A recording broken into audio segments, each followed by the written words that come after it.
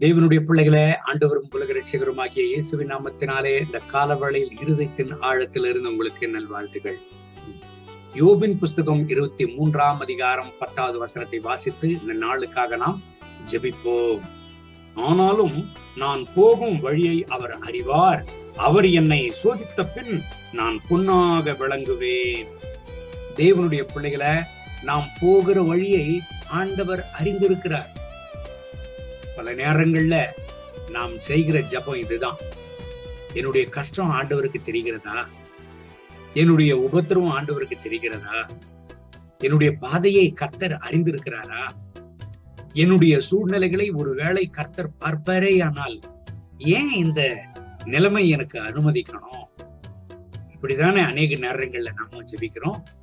பல வருஷங்களுக்கு முன்பதாகவே யோபு ஆண்டவருடைய திருப்பாதத்தில் இப்படியா ஜெபம் பண்ணி இருக்கிறார்: என்னுடைய பாதையை, என்னுடைய வழியை, என்னுடைய வாழ்க்கையை ஆண்டவர் அறிந்திருக்கிறார்.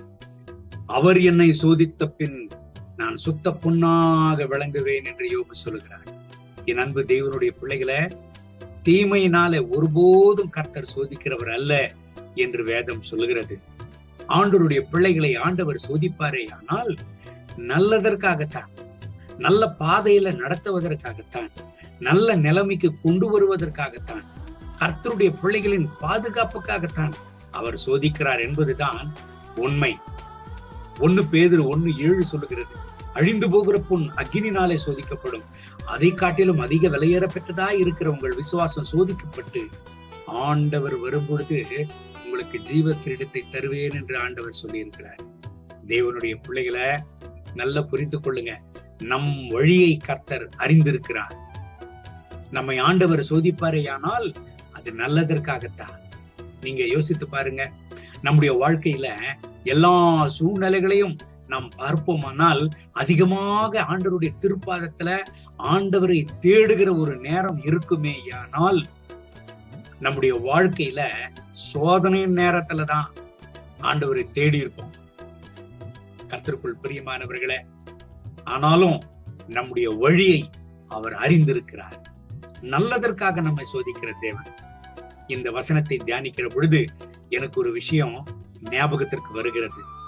தமிழகத்திலிருந்து ஒரு போதகரை எங்களுடைய ஆராதனைக்கு நாங்கள் அழைத்திருந்தோம், கர்த்தருடைய வார்த்தைகளை பகிர்ந்து கொள்ளும்படியாக. அந்த போதகர் இரவு முழுவதும் பிரயாணித்திருக்கிறார். காலை நேரம், இனி ஒரு 1.5 மணி நேரம் அவர் எங்களுடைய இடத்திற்கு வந்து சேர்ந்து விடுவார், அவர் பஸ்ஸின் பிரயாணத்துல. ஆனா நடந்தது என்ன தெரியுமா? ஒரு 1.5 மணி நேரம் அவர் பிரயாணிக்கிறதுக்கு முன்பதாக அந்த பஸ்ஸை ஒரு இடத்துல நிறுத்திருக்கிறாங்க. காலையில டீ காஃபி குடிக்கணும் என்பதற்காக நிறுத்தின பட்சத்தில் எல்லாரும் இறங்கி இருக்கிறாங்க, இவரும் இறங்கி இருக்கிறார். இவர் இறங்கிட்டு டீ குடிச்சிருக்கிறாரு. மீண்டும் கடந்து போய் பஸ்ல உட்காரணும், இவருடைய சீட்ல உட்காரணும் என்று போகிற பொழுது இவர் அருகாமல் இருந்த ஒரு பிரயாணி இவருடைய சீட்ல உட்காந்து நல்லா தூங்கிட்டார். அவரை எப்படி டிஸ்டர்ப் பண்றது? இனி கொஞ்ச நேரம் தானே, பரவாயில்ல, அவருடைய சீட்ல நம்ம உட்கார்ந்து கொள்ளுவோமே என்று அவருடைய சீட்ல உட்கார்ந்து கொண்டார். தேவனுடைய பிள்ளைகளை, பஸ் கிளம்பினது. வருகிற வழியில டமார் என்று ஒரு சத்தம் கேட்டதும் நடந்தது என்ன தெரியுமா? யாரோ சில பிள்ளைகள் ரோட்ல விளையாடிட்டு இருக்கிறாங்க. அவர்கள் அடித்ததான அந்த கல்லு இவருக்கு அருகாமையில இருந்ததான அந்த பிரயாணினுடைய தலையில வந்து பட்டிருக்கிறது பாருங்க. பலமாய் அவருடைய தலையில பட்டு ரத்தம் கொட்டுகிறதாம்.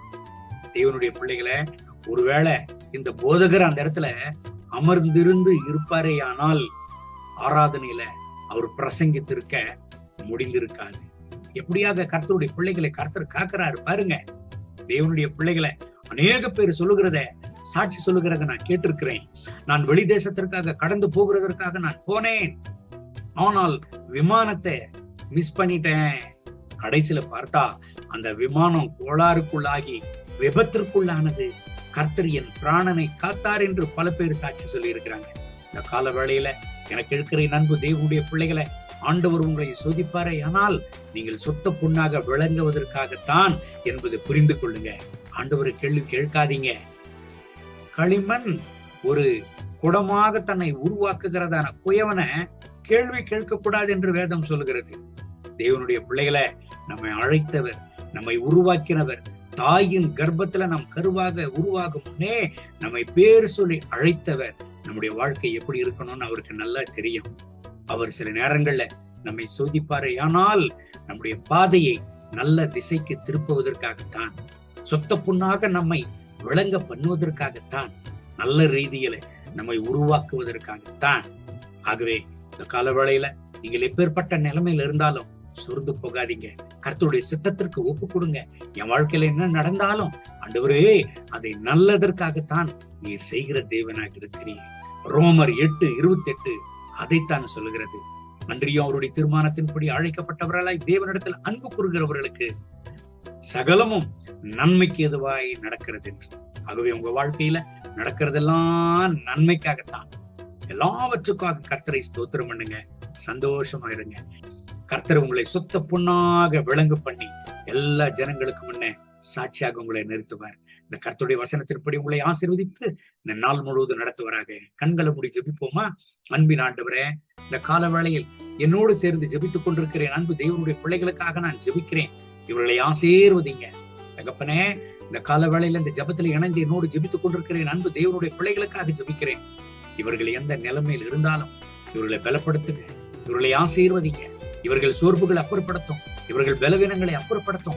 கர்த்தருடைய திருக்கரம் அளவில்லாமல் இவர்கள் மேல இறங்கி வரட்டும். கர்த்தாவே, இரத்த கோட்டைக்குள்ள இவர்களை மூடுமறையும், தேவைகள் எல்லாம் சந்தியும்.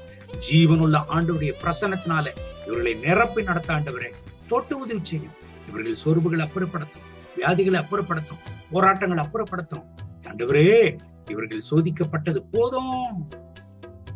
சுத்த புண்ணாக இவர்களை விளங்க பண்ணி எல்லா ஜனங்களுக்கு முன்பதாக சாட்சியாக இவர்களை நிறுத்துங்க. கர்த்தர் அப்படி செய்கிறதற்காக ஸ்தோத்திரம், மகிமை, கனம், துதி உமக்கே. இயேசுவின் நாமத்தில் கேட்கிறோம் நல்ல பிதாவே. ஆமென், ஆமென்.